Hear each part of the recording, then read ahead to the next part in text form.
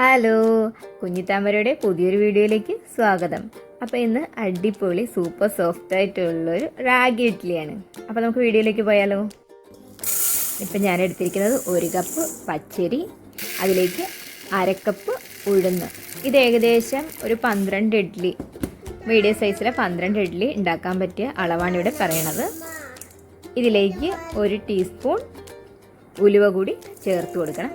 അപ്പോൾ ഇതൊക്കെ നന്നായിട്ടൊന്ന് കഴുകി നമുക്കൊന്ന് കുതിർന്ന് കിട്ടാനായിട്ട് വയ്ക്കാം. ഏകദേശം 4 മണിക്കൂർ മുതൽ 6 മണിക്കൂർ വരെ എടുക്കും പച്ചരിയുടെ ഇതനുസരിച്ച് നമുക്കിതൊന്ന് കുതിർന്ന് കിട്ടാനായിട്ട്. ഞാനിപ്പോൾ 6 മണിക്കൂറിന് ശേഷം അരി ഉഴുന്നൊക്കെ ഒന്ന് അരച്ചെടുക്കാൻ പോവാണ്. അപ്പോൾ നമ്മൾ ആദ്യം അരച്ചെടുക്കുന്നത് ഞാനിപ്പോൾ 1/4 കപ്പ് ചോറ് ചേർത്തിട്ട് അതിലേക്ക് പച്ചരി ഇട്ട് കൊടുക്കുകയാണ്. ഇത് നന്നായിട്ട് നമുക്ക് അരച്ചെടുക്കണം. വല്ലാണ്ട് നൈസായിട്ട് അരയിൽ കുറച്ചൊരു തരിതരിപ്പ് വേണം. ഇതേപോലെ ഒരു ചെറിയൊരു റവയുടെയൊക്കെ തരി പോലെ ഈ ഒരു തരിപ്പാകുമ്പോഴത്തേന് പാകത്തിനുള്ള തരി ഉണ്ടാവും. അപ്പോൾ ഇഡ്ഡലി നന്നായിട്ട് പൊന്തിക്കിട്ടും. ഞാൻ അരച്ചെടുത്ത അരി ഉഴുന്നൊക്കെ ഒരു വലിയ പാത്രത്തിലേക്ക് ഇതേപോലെ ഒഴിച്ചു കൊടുക്കുന്നുണ്ട്. ഇതൊരു 3 മണിക്കൂറോളം അടച്ച് വെക്കുക, ഒന്ന് പുളിച്ച് കിട്ടാനായിട്ട്. ഇതുപോലെ നിങ്ങൾക്ക് മാവുണ്ടാക്കി ഫ്രിഡ്ജിൽ സൂക്ഷിക്കാം. അതിനുശേഷം നിങ്ങൾക്ക് ആവശ്യമുള്ളപ്പോൾ വേണമെങ്കിൽ ഇതേപോലെ എടുത്ത് ഇനി പറയുന്ന രീതിയിൽ മിക്സ് ചെയ്ത് ഇഡ്ഡലി ഉണ്ടാക്കാവുന്നതാണ്. അപ്പോൾ ഞാനിപ്പോൾ ആവശ്യമുള്ള മാവ് മാത്രമേ എടുത്തിട്ടുള്ളൂ. അപ്പോൾ ഞാനിതുപോലെ ഒരു വലിയ പാത്രത്തിലേക്ക് ഒഴിച്ചു കൊടുക്കുന്നുണ്ട്. ഒന്ന് മിക്സ് ചെയ്യാനുള്ള സൗകര്യത്തിന് വേണ്ടിയിട്ടാണ് ഒഴിച്ചു കൊടുക്കുന്നുണ്ട്. ഇനി ഇതിലേക്ക് ഞാനിപ്പോൾ 1 കപ്പ് റാഗിപ്പൊടിയാണ് ചേർത്ത് കൊടുക്കുന്നത്. അത് ഫുൾ കുറച്ചായി ചേർത്ത് കൊടുത്ത് ഇളക്കിയെടുക്കുകയാണെങ്കിൽ പെട്ടെന്ന് തന്നെ നല്ല രീതിയിൽ നമുക്കിത് ഇളക്കിയെടുക്കാൻ പറ്റും.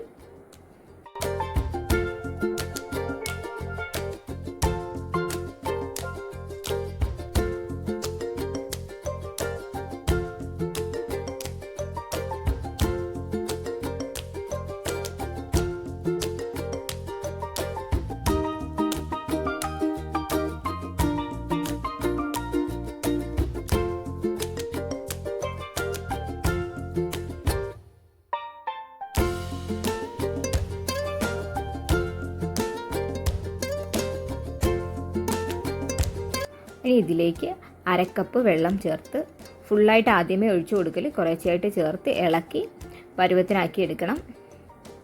മാവ് വല്ലാണ്ട് ലൂസായി പോകൽ, അതുകൊണ്ടാണ് വെള്ളം കുറേശ്ശെ ചേർത്ത് കൊടുക്കാൻ പറയുന്നത്. 1/2 കപ്പ് വെള്ളം എടുത്താൽ നിങ്ങൾക്ക് കറക്റ്റായിരിക്കും. മാവ് പുളിക്കുമ്പോഴത്തേന് കുറച്ചുകൂടെ നല്ല തിക്ക് ഉണ്ടാവും.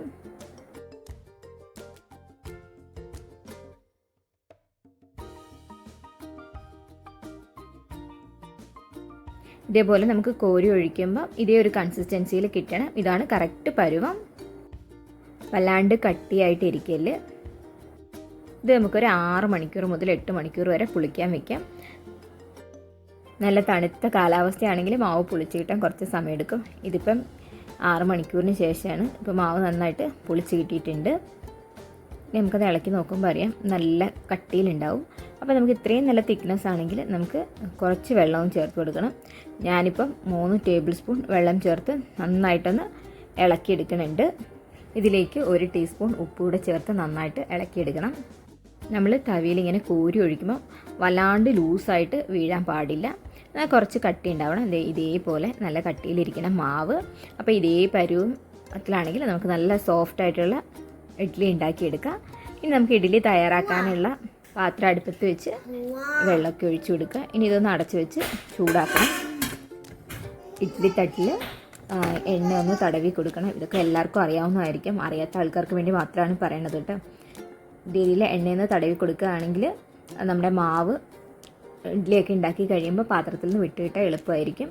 അതേപോലെ നമ്മൾ വെള്ളം നന്നായിട്ട് ചൂടായി കഴിയുമ്പോഴേക്കും പാത്രത്തിലേക്ക് നമ്മുടെ ഇഡ്ഡലി തട്ട് ഇറക്കി വെക്കുകയാണെങ്കിൽ ഇത് നന്നായിട്ട് ചൂടാവും. അതിൽ എണ്ണയൊക്കെ ചൂടാവുന്ന കാരണം പാത്രത്തിലൊന്നും ഒട്ടിപ്പിടിക്കാണ്ട് നമുക്ക് ഇഡ്ഡലി പെട്ടെന്ന് തന്നെ വിട്ട് കിട്ടും. അപ്പം ഞാൻ ഇതേപോലെ ഇഡ്ഡലി തട്ടൊന്ന് ചൂടായതിന് ശേഷമാണ് തട്ടിലേക്ക് മാവ് ഒഴിച്ചു കൊടുക്കുക.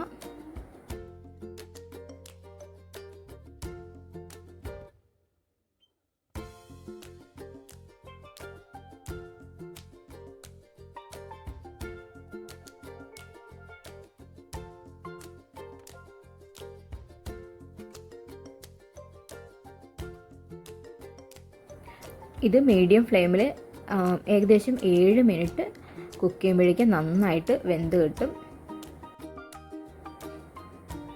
അപ്പോൾ ഇതേ രീതിയിൽ തയ്യാറാക്കുകയാണെങ്കിൽ നിങ്ങൾക്ക് വളരെ ഹെൽത്തി ആയിട്ടും നല്ല സോഫ്റ്റ് ആയിട്ടുള്ള ഇഡ്ഡലി വീട്ടിൽ തന്നെ ഉണ്ടാക്കിയെടുക്കാൻ പറ്റുന്നതാണ്.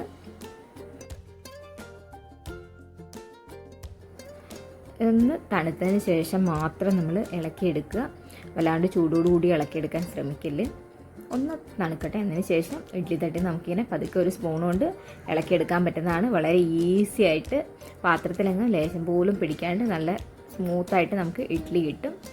അപ്പോൾ എല്ലാവരും ഇതേ രീതിയിൽ ഇഡ്ഡലി ഒന്ന് തയ്യാറാക്കി നോക്കിയിട്ട് നിങ്ങളുടെ അഭിപ്രായങ്ങളൊക്കെ കമൻറ്റിൽ രേഖപ്പെടുത്താൻ മറക്കല്ല്. ഇഡ്ഡലിക്ക് എപ്പോഴും നല്ല സൂപ്പർ കോമ്പിനേഷൻ നല്ല സാമ്പാറും തേങ്ങാ ചമ്മന്തിയൊക്കെയാണ്.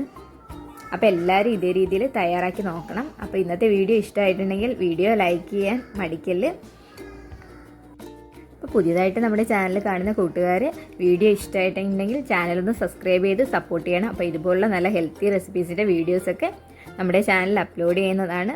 കുറേയധികം ഹെൽത്തി റെസിപ്പീസ് നമ്മുടെ ചാനലിൽ അവൈലബിൾ ആണ്. അതൊക്കെ ഒന്ന് കണ്ടു നോക്കണം. അപ്പോൾ മറ്റൊരു വീഡിയോയുമായിട്ട് വീണ്ടും കാണാം.